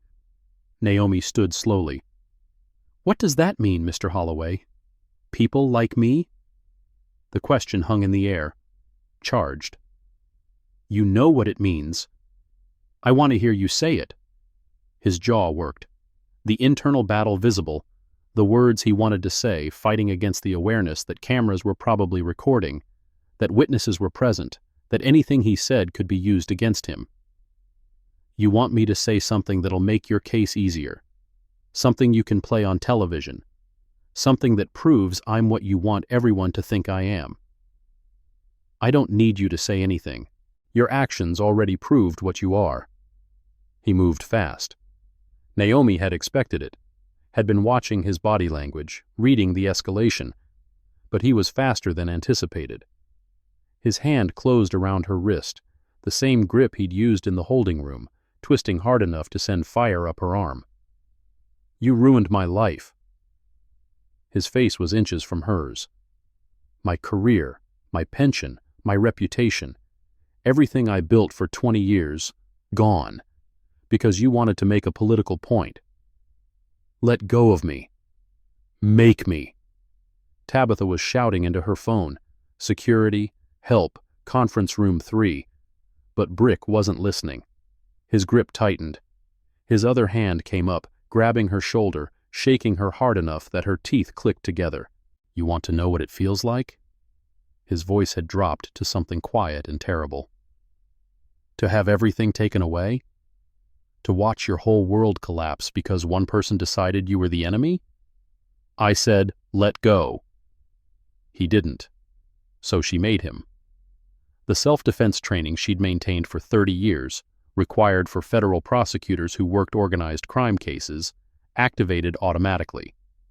Her free hand came up, palm strike to his chin, snapping his head back. As his grip loosened in surprise, she twisted her wrist the direction his thumb pointed, breaking the hold. Then stepped back, creating distance, assuming a defensive stance. Brick staggered, more shocked than hurt. His hand went to his jaw, came away without blood. That was self-defense under Georgia Code Section 16 to 321, and it was caught on the security camera you apparently forgot about. She pointed to the ceiling corner. Again? The door burst open. Security personnel flooded in. Not courthouse security, state troopers, the ones who'd been waiting in the building as her protective detail. Governor, are you? I'm fine. Mr. Holloway just added assault in violation of a federal protective order to his charges. She kept her voice level despite the adrenaline coursing through her. Please escort him from the building and notify the U.S. Marshal's office. They'll want to know about this. Brick was already being restrained, arms behind his back, the same position he'd put her in yesterday. The symmetry wasn't lost on anyone. This isn't over. He was still shouting as they dragged him toward the door. You think you've won? But the system is bigger than you, bigger than all of you. And when this is over, when your investigation fails, and your witnesses disappear, and your evidence falls apart, I'll still be here, waiting. The door closed behind him. The shouts faded down the corridor. Naomi realized her hands were shaking. Delayed reaction, the adrenaline dump that followed violence. Governor, Tabitha's voice was concerned. Your wrist. She looked down. Red marks where his fingers had dug in. Same place as yesterday. The bruises would layer on bruises. Document it. Her voice was steady despite the trembling. Photograph the marks. Add it to the evidence file. And Tabitha. Yes? Make sure that footage gets to DOJ before anyone has a chance to delete it. Doc. 3:47 p.m. The DOJ team arrived 6 hours ahead of schedule. Deputy Assistant Attorney General Veronica Chen walked into the state conference room like she owned it. Not arrogant, just certain.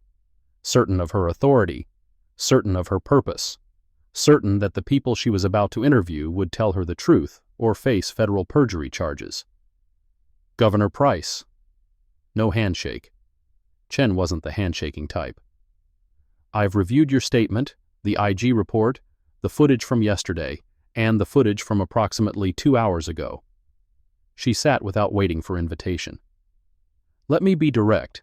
How deep does this go? Deeper than the courthouse. Explain. Naomi walked her through everything. The complaint patterns, the Mercer connection, the anonymous source, the threat against Marcus, the network reference in the phone call, the campaign contributions and real estate transactions the source had mentioned. Chen listened without interrupting, took notes on a yellow legal pad. When Naomi finished, Chen sat back. The pattern you're describing isn't just civil rights violations, it's potentially RICO. Racketeering. If money is changing hands, and networks like this always involve money, we're talking conspiracy, wire fraud, honest services fraud, possibly corruption of federal programs if any courthouse funding came from federal sources. Chen's pen tapped against the pad. This is bigger than one courthouse. Patterns like this don't develop in isolation. Someone built it, someone maintained it, someone profited. Can you find them? That's what we're going to find out. Chen stood. I need everything. Every document Marcus Bellamy provided, every communication with your anonymous source, every piece of evidence the IG collected. Full cooperation. No political filters. No, that's too sensitive. No, let's discuss this later. You'll have it. Good. Chen moved toward the door, then paused. Governor, what you did yesterday, going in alone, letting them treat you that way, it was either very brave or very reckless. Which do you think? I think it doesn't matter. What matters is it worked. We've got more evidence in 24 hours than most investigations gather in 6 months. She met Naomi's eyes. But it also means you're a target now. Not just politically, personally. Networks like this fight back. They retaliate. I'm prepared. Are you? Because the next few months are going to be brutal. Everything you've ever done will be scrutinized. Every decision questioned. They're going to try to discredit you, distract you, destroy you if they can. Let them try. Chen studied her, then nodded. We'll be in touch. She left. The conference room fell silent. Edwin spoke first. She's right about the retaliation. The confrontation with Holloway this afternoon, that was just the beginning. I know. And the anonymous threat last night, the mobilization against Marcus. This network has resources and reach we haven't fully mapped. Then we'd better map it. Naomi gathered her materials. Schedule a press briefing for tomorrow morning. Full cooperation with DOJ. Anyone with information should come forward. And Edwin. Yes? Find out who owns the real estate companies the anonymous source mentioned. The ones connected to campaign contributions. Start pulling that thread. That's going to take us into territory beyond courthouse operations. Good. That's exactly where we need to go. 8:14 p.m. Naomi was in her home office, reviewing documents, when her secure phone rang. Caller ID showed. Unknown, encrypted. She answered. Yes? Governor Price. The voice was different from last night's threat caller. Female, older, calm with the particular steadiness of someone accustomed to crisis. We haven't met, but I believe we have mutual interests. Who is this? Someone who's been watching the courthouse situation develop with considerable attention. Someone who's been inside that system long enough to know where the bodies are buried, metaphorically speaking. The anonymous source. It had to be. You've been helping me, feeding information, moving Marcus to safety. I've been doing what I've been doing for years, documenting, preserving, waiting for someone with enough power to actually use the information. A pause. You're that someone, or you could be, if you're willing to see this through. What does seeing this through require? Following the money to its source. The courthouse network isn't self-sustaining. It's funded, protected, connected to larger interests that benefit from a compliant judicial system. Interests that would very much like to see you fail. What interests? Private prison contractors who need judges to keep beds filled. Real estate developers who need zoning variances approved without scrutiny. Political operations that need opponents prosecuted on pretextual charges. The courthouse is a node in a larger system. Mercer wasn't the architect. He was a middle manager. Naomi absorbed this. The scope of what she was fighting continued to expand. Who was the architect? I don't know. That's the truth. I've spent 4 years inside this system, documenting what I could reach, and I still don't know who sits at the top, but I know where to look. The campaign contributions I mentioned, the consulting contracts, the shell companies that move money between legitimate businesses and courthouse operations. Follow that trail and you'll find architects. Why are you telling me this? Why help me? Silence on the line. When the voice returned, it carried something different, something personal. Because I was Destiny Bellamy. Not literally, different name, different circumstances, but the same experience, the same violation, the same dismissal, the same system telling me my pain didn't matter. You filed a complaint? I filed a complaint. I was told it would be investigated. It wasn't. I was told my concerns were noted. They weren't. I was told the officer involved would be counseled. He was promoted. The voice hardened. So I decided to become the documentation the system refused to create. I got a job inside. I learned where records were kept and how they were buried. I started copying files, preserving footage, building the case that no one else was willing to build. For 4 years? For 4 years. Waiting for someone who could use it, someone with enough power to make it matter. And now? Now you have everything I've collected. DOJ has copies. Marcus has copies. Multiple redundancies in multiple secure locations. Whatever happens to me, the information survives. Why would something happen to you? Another pause. Because this call is being monitored. Not by you, by them. The network has people in places you haven't identified yet. My cover is probably blown. Then why call? Why risk it? Because you needed to understand what you're fighting. The courthouse was a skirmish. The real battle is coming. And I wanted you to know, the voice softened, that you're not alone. There are people inside the system who've been fighting this fight in the shadows for years. People who will help you if they can. People who believe accountability is still possible. Who are you? Really? A long silence. Then, someone who used to believe in the system, who discovered the system was a lie, who decided to become the truth it refused to tell. The line went dead. Naomi stared at the phone, then reached for her laptop, opened the encrypted email application and typed, "Thank you. Stay safe." The fight continues. She didn't expect a response. She didn't need one. But somewhere out there, someone was reading it, and that was enough. 3 weeks later.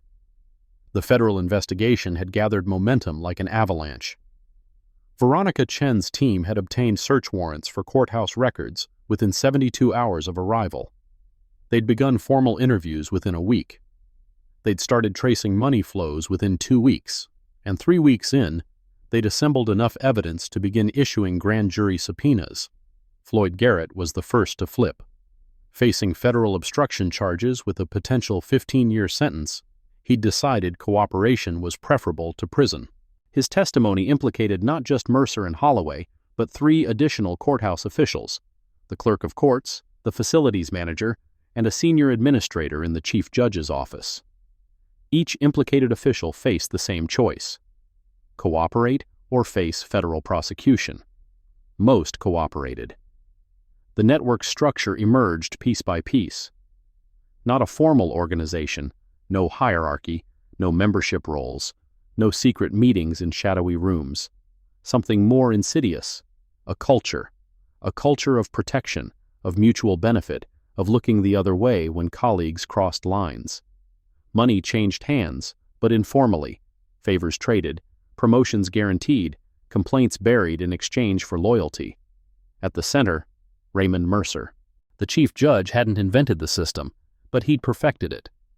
Under his leadership, the courthouse had become a machine for processing citizens while protecting officials. Complaints disappeared. Footage vanished. Witnesses were intimidated. Anyone who objected found themselves marginalized, transferred, or quietly removed. For 8 years, it had worked, until Naomi Price walked through the door.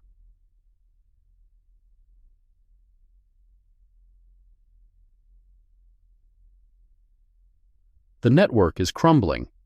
The truth is emerging. But the fight isn't over, not even close.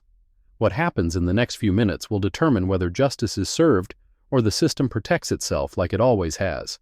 Stay until the very end.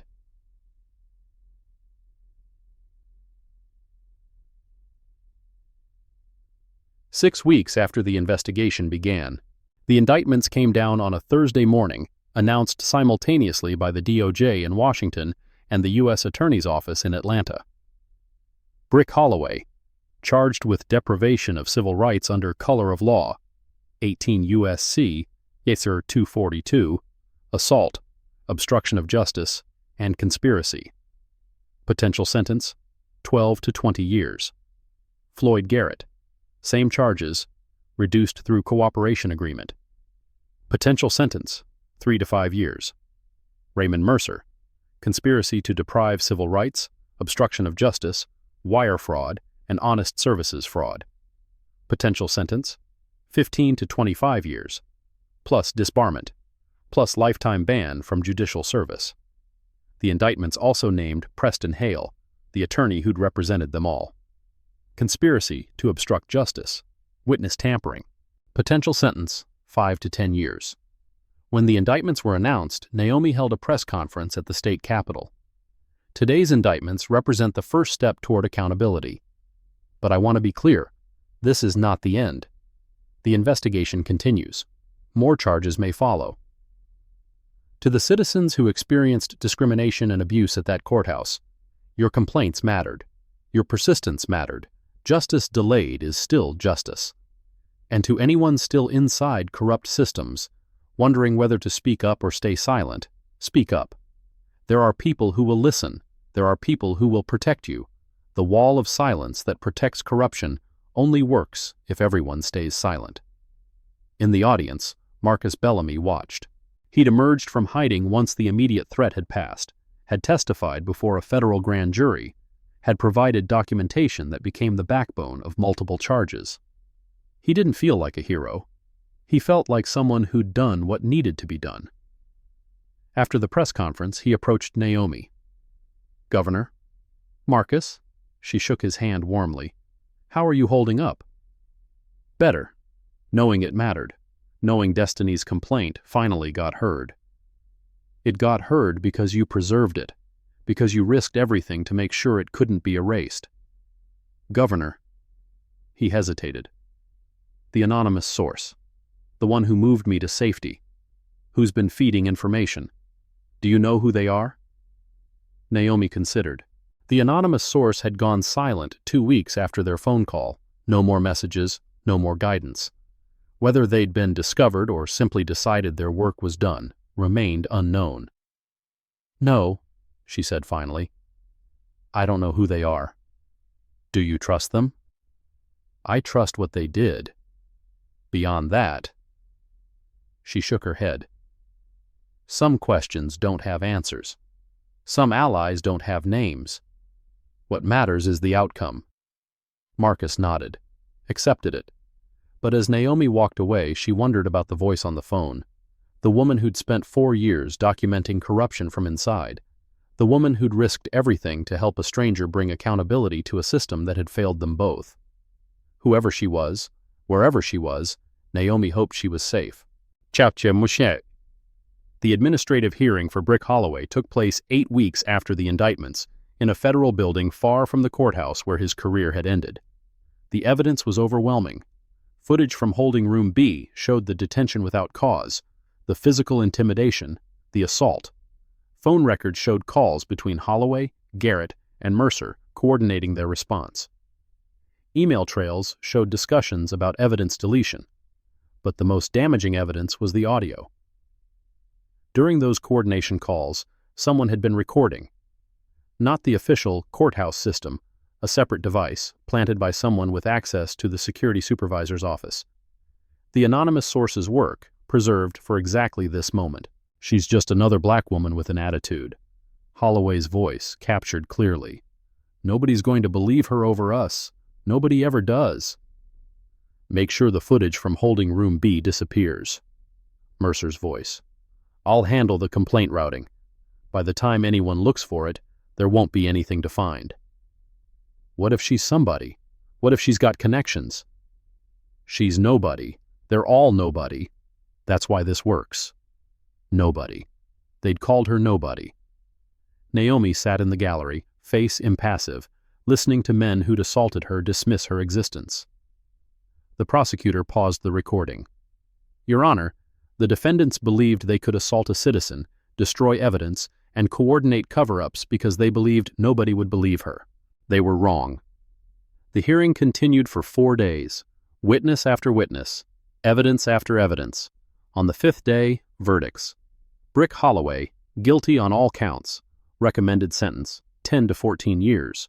Floyd Garrett, guilty on reduced charges, recommended sentence, 4 years with possibility of early release for continued cooperation.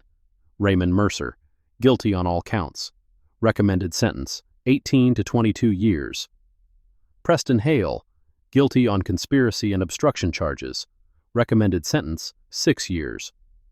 When the verdicts were announced, Holloway's face went white. The confidence that had carried him through months of defiance finally shattered. Mercer sat motionless, staring at the table in front of him, as if unable to process that the system he'd manipulated for decades had finally turned on him. Naomi watched them being led away. The same handcuffs they'd put on her, the same loss of freedom, the same processing by a system they'd believed existed to serve them. She felt no satisfaction, only the cold clarity of consequences finally arriving.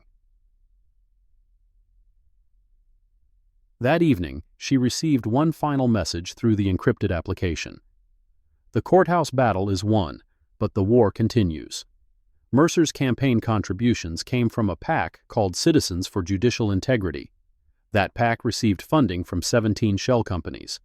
12 share a registered agent, Marcus Tao, attorney at law. Tao represents the Courthouse Security Union. He also represents 3 real estate developers who received favorable zoning from judges Mercer appointed. He also represents a private prison contractor that has lobbied against criminal justice reform for 15 years. The network isn't just courthouse security, it's judicial appointments, campaign finance, the machinery that decides who gets justice and who doesn't. You've won a battle. The war is just beginning. A friend. Naomi read the message 3 times, then forwarded it to Veronica Chen. The investigation would continue. The network would be traced. The architects would be found.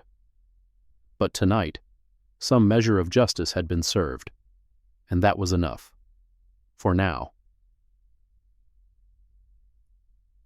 6 months after the initial incident, the Fulton County Courthouse looked different.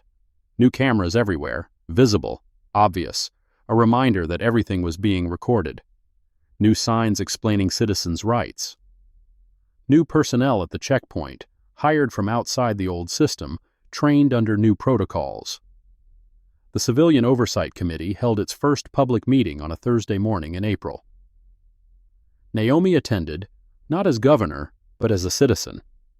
She sat in the back and watched ordinary people testify about their experiences, raise concerns, demand accountability.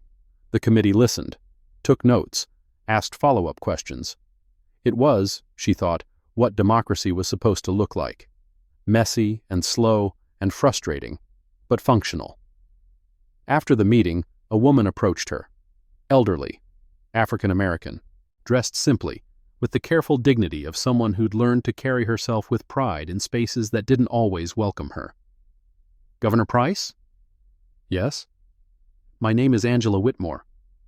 The woman's eyes met hers, eyes that held decades of waiting. I filed a complaint in 2022 against Floyd Garrett. It got buried. I never thought anyone would listen. Naomi took her hands, held them gently. Mrs. Whitmore, your complaint mattered. It was part of the evidence that brought these men to justice. You were heard. Angela Whitmore squeezed her hands. The gratitude in her expression wasn't for Naomi specifically. It was gratitude that the long wait was finally over. Thank you. Her voice broke. Thank you. She walked away, back to her life. Naomi watched her go, feeling the weight of that moment. All the Angela Whitmores and Destiny Bellamys who'd suffered in silence, hoping someone would eventually listen. Some had lived to see justice, some hadn't. But the system had changed. Not completely. Systems never changed completely. But enough. That was all anyone could do. Fight, document, persist, and hope that persistence eventually became progress. 1 year later, the DOJ released its final report, 347 pages documenting a pattern of civil rights violations spanning more than a decade. Recommendations for reform that would become the model for courthouse oversight nationwide. The report named names, traced money, mapped connections from shell companies to political action committees to judicial campaigns to the network that had protected abusers for years. Marcus Tao, the attorney at the center of the financial web, was indicted 2 weeks after the report's release. Campaign finance violations, conspiracy, money laundering. 17 other officials faced charges. Some were convicted. Some pleaded guilty. Some managed to avoid prosecution through technicalities and delays. The system wasn't completely reformed, but it was damaged, disrupted, forced to operate differently. Naomi considered that a victory, not complete, not perfect, but real. On the anniversary of her detention, she returned to the courthouse. Not for any official purpose, just to see it. To stand in the lobby where she'd been zip-tied and humiliated and called nobody. The security checkpoint was unrecognizable. Bright lighting, clear signage, officers who smiled and offered assistance. She passed through without incident. As she collected her belongings, a young officer approached. "Governor Price?" He smiled, genuine, not performative. "Welcome to the Fulton County Courthouse. Please let us know if you need anything." The most ordinary thing she'd ever heard. And it meant everything. 3 years later. Naomi's term as governor ended. She chose not to seek re-election, not because she was tired, but because she believed leadership should rotate. New voices, new perspectives, new battles. Her successor continued the reforms. The Civilian Oversight Committee became permanent. The camera requirements became state law. The complaint processing reforms became a national model. On her last day in office, she received a final message. The network was damaged, not destroyed. It will rebuild. It always does. But it will rebuild more carefully now, more fearfully, knowing someone is always watching. Someone is always documenting. Someone is always ready to fight back. That's the victory, not perfection. Persistence. Thank you for fighting. A friend. She never learned who they were. Maybe it didn't matter. The action mattered more than the actor. Some stories didn't need endings, just continuations. She left office on a January morning, stepping into cold, bright sunlight. No security detail, no entourage. Just a woman walking toward whatever came next. A car waited. She got in. "Where to?" the driver asked. She considered. The whole world of battles still to fight. Systems still to challenge. Voices still to be heard. "Home," she said. "For now." The car pulled away. The Capitol receded. She'd done what she could. Changed what she could change. The rest was up to others now. But somewhere in Atlanta, in a courthouse that had been reformed but not transformed, a camera blinked. Somewhere, a complaint was being filed. Somewhere, someone was being stopped and questioned. Somewhere, the old patterns were trying to reassert themselves, quietly, carefully, watching for weakness. And somewhere, someone was watching back, documenting, preserving, waiting. The battle was won. The war continued. It always did. Thank you for taking the time to watch this video today. If you found the content helpful, please remember to like and subscribe so you won't miss our upcoming episodes. If you have any questions or suggestions, feel free to leave a comment below. We are always here to listen.